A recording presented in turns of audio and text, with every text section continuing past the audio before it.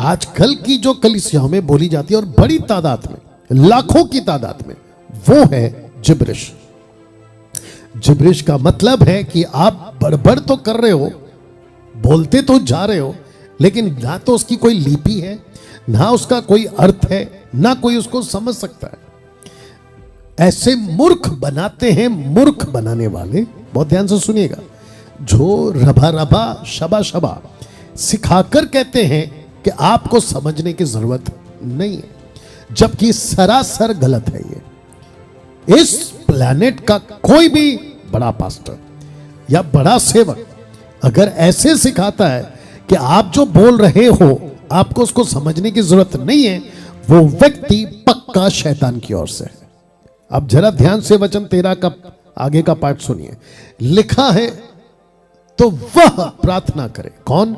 जो अन्य भाषा में बोल रहा है वो प्रार्थना करे प्रभु से कि प्रभु जी, मैं जो अभी बोल रहा हूं मुझे उसका अनुवाद दीजिए। वाह! तो व्यक्ति जो बोल रहा है, व्यक्ति जो भाषाओं में उन दिनों में बातें करता था, पौलुस कहता था उसको कि तुम प्रार्थना करो कि तुमको उसका अनुवाद मिले। बहुत जरूरी है, पता है क्यों?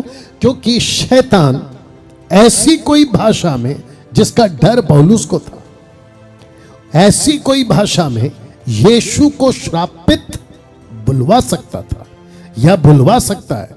और आज की तारीख में जो रबा रबा शबा शबा चलता है, इसमें कोई शक नहीं है कि कुछ सेवकों की मूर्खता के चलते कलीसियाओं के अंदर बड़ी तादाद में इसको बोला जा रहा है। और हम नहीं जानते, आप नहीं जानते, और जो बोल रहे हैं वो भी नहीं जानते। अभी जो मुझे सुन रहा है शायद आप बोलते होंगे, ना जाने कितनी बार शैतान ने आपकी जबान से, पहला कुरिन्थियों 12 अध्याय वचन 2 और 3 पढ़ लीजिएगा, यीशु को श्रापित बुलवा चुका होगा। आपको लग रहा होगा कि मैं तो प्रभु की भाषा में बात कर रहा हूं, जबकि वो भाषा परमेश्वर ने कभी दी ही नहीं थी। बहुत साफ सुनिएगा मुझे, कभी नहीं दी थी। ऐसी किसी प्रकार की भाषा का जिक्र बाइबल में नहीं है। तो जिसके चलते पौलुस कहता है कि जो अन्य भाषा बोले वो प्रार्थना करे कि प्रभु मुझे इसका अनुवाद चाहिए। अगर अनुवाद नहीं है, जो कि मैं पार्ट 3 में जब बात करूंगा, तो पौलुस कहता है कि अगर अनुवाद नहीं है, वचन 27 से कहता है वो चुप रहेगा। कलीसिया में उसको बोलने की इजाजत नहीं है। मेरा क्वेश्चन आपसे, क्या आज ऐसा हो रहा है आपके चर्च में? क्या आपका पास्टर आपको चुप कराता है? नहीं कराता, बल्कि वो कहता है बोलते जाओ बोलते जाओ बोलते जाओ। मैं इसको महामूर्ख नहीं बोलूं तो और क्या बोलूं? You understand now? वचन 14 लिखा है कि इसीलिए अगर अनुवाद आपको नहीं मिल रहा है और तुम बोले जा रहे हो, तो कहता है कि इसीलिए यदि मैं अन्य भाषा में प्रार्थना करूं तो मेरी आत्मा प्रार्थना करती है, परंतु मेरी बुद्धि काम नहीं देती। मेरी आत्मा प्रार्थना करती है। कौन सी भाषा? जो पृथ्वी पे उन दिनों में कहीं ना कहीं बोली जा रही थी। तो पौलुस कहता है वेरी गुड, तुम अन्य भाषा में प्रार्थना कर रहे हो। कौन सी? ग्लोसा। कौन सी?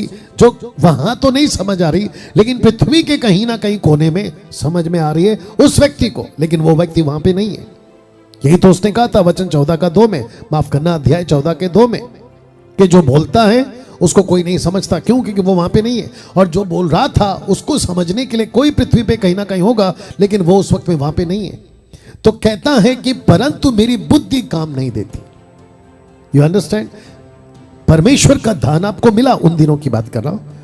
आज इसकी जरूरत नहीं है, क्योंकि आज ऑलरेडी सब लोग एजुकेटेड हैं। पृथ्वी पे कम से कम 6,000 से भी ज्यादा भाषाएं बोली जाती है। कई हजार तादाद में लिपीज बन चुकी हैं। आपको अगर कोई भाषा नहीं आती तो आपका कोई दोस्त, आपका पड़ोसी, आपका मित्र, आपका गांव वाला, कोई सरपंच आपके लिए उसको अनुवाद कर सकता है। लेकिन उन दिनों में ऐसा नहीं था। एजुकेटेड लोग नहीं थे, एजुकेशन उतना डेवलप नहीं हुआ था, पढ़ाई उतनी तादाद पे नहीं थे, स्कूल कॉलेजेस नहीं थे। तो जिसके चलते लोगों को अनुवाद की जरूरत पड़ती थी और यही दान पवित्र आत्मा ने दिया था। बिल्कुल साफ है, मुझे नहीं पता इतना साफ वचनों को इतना कॉम्प्लिकेटेड और गड़बड़ी वाला कैसे कर दिया। You understand. वचन 15, सो क्या करना चाहिए। मैं प्रार्थना तो कर रहा हूं अन्य भाषा में, मतलब ग्लोसा में, लेकिन मुझे नहीं समझ में आ रहा है और मुझे अभी तक उसका अनुवाद नहीं मिला है। मेरी आत्मा तो प्रार्थना कर रही है लेकिन मेरी बुद्धि उसको नहीं समझ रही है। तो क्या करना चाहिए। वचन 15 में, सो क्या करना चाहिए। मैं आत्मा से भी प्रार्थना करूंगा, बुद्धि से भी प्रार्थना करूंगा। आत्मा से प्रार्थना करूंगा मतलब ग्लोसा में, बुद्धि से प्रार्थना करूंगा मतलब मैं जो बोल रहा हूं मुझे उसका अनुवाद मिल गया। वचन 13 में आप देख लीजिए, वचन 13 में प्रार्थना करो कि मुझे अनुवाद मिले, और वचन 15 कहता है कि ओके अभी मुझे अनुवाद मिल गया, मैं जो बोल रहा हूं मैं उसको जान गया हूं, और मैं जो कह रहा हूं लोग सुन रहे हैं, मैं भी समझ रहा हूं, लोग भी समझ रहे हैं। तब कहता है वचन 15 को फिर पढ़ रहा हूं, सो क्या करना चाहिए। मैं आत्मा से भी प्रार्थना करूंगा, बुद्धि से भी प्रार्थना करूंगा, आत्मा से भी गाऊंगा, बुद्धि से भी गाऊंगा। वाह, सी। तो यहां जोर किस पे है। यहां पे कहीं पे भी अभी तक क्या आपको यह मिला कि तुम जो बोल रहे हो उसको समझने की जरूरत नहीं है। नो, बल्कि पौलुस कहता है आत्मा से भी बोलो, बुद्धि से भी बोलो, आत्मा से भी प्रार्थना करो, बुद्धि से भी प्रार्थना करो। यह है जोर। अगर इसको कोई गलत साबित कर रहा है तो फिर सोच लीजिए उसकी बाइबल नॉलेज कितनी जीरो है।